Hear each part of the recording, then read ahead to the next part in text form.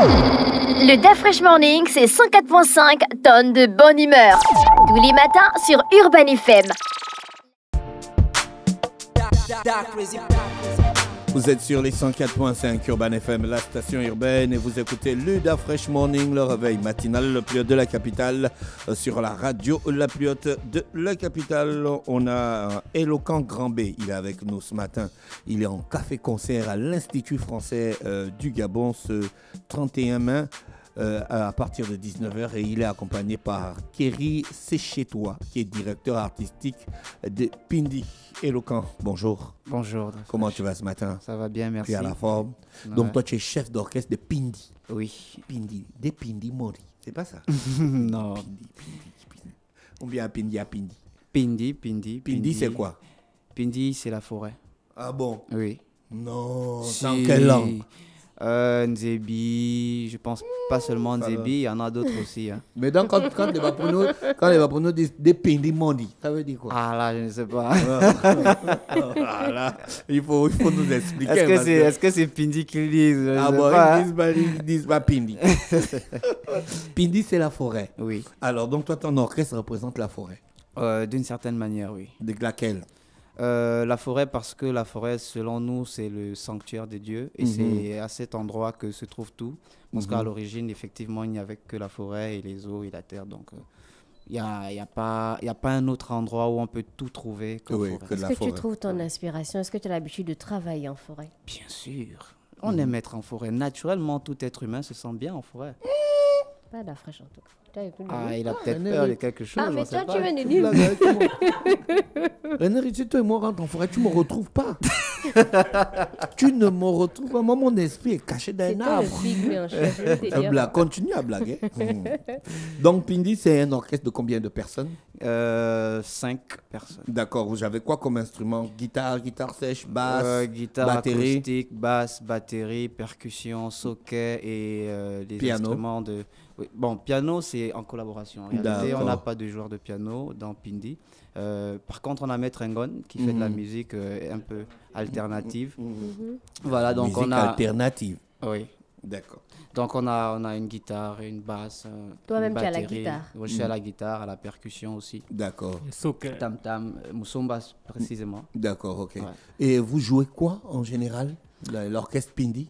On peut jouer du reggae. En réalité, on fait de la musique moderne d'inspiration traditionnelle. Parce qu'il y a une différence entre la musique traditionnelle et la musique moderne d'inspiration traditionnelle. Généralement, la musique traditionnelle, elle est liturgique.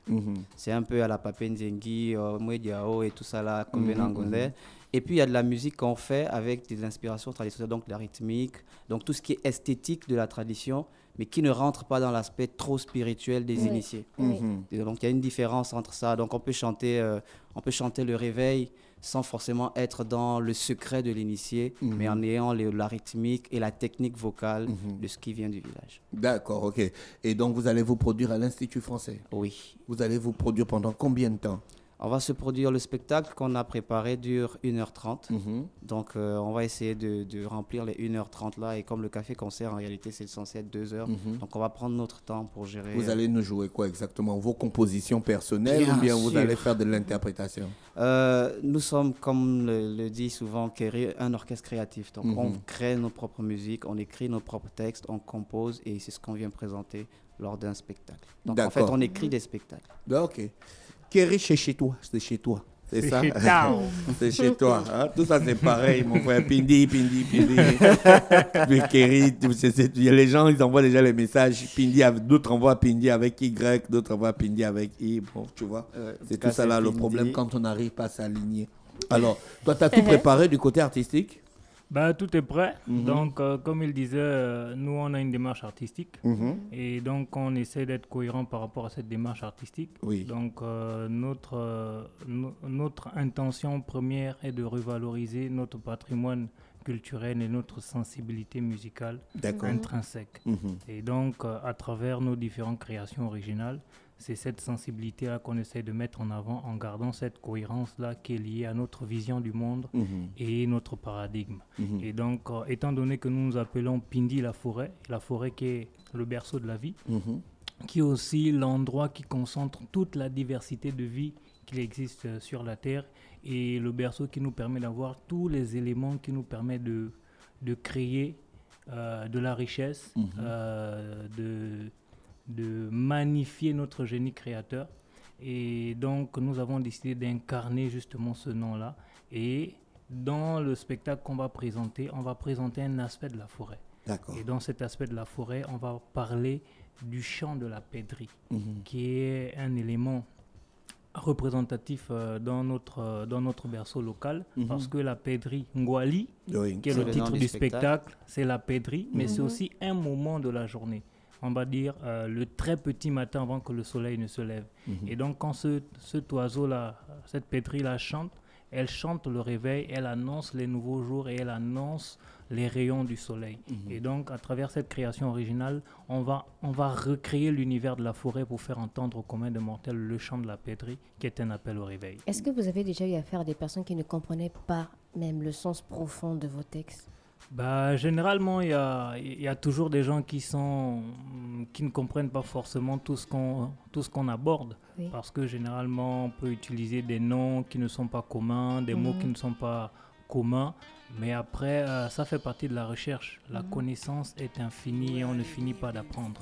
Et donc, pour nous, c'est aussi l'occasion d'inciter les gens à avoir une démarche de recherche.